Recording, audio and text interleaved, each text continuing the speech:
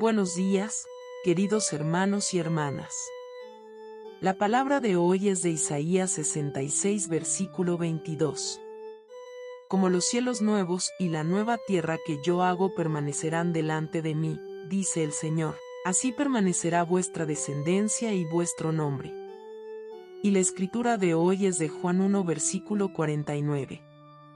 Natanael exclamó: Rabí, tú eres el Hijo de Dios.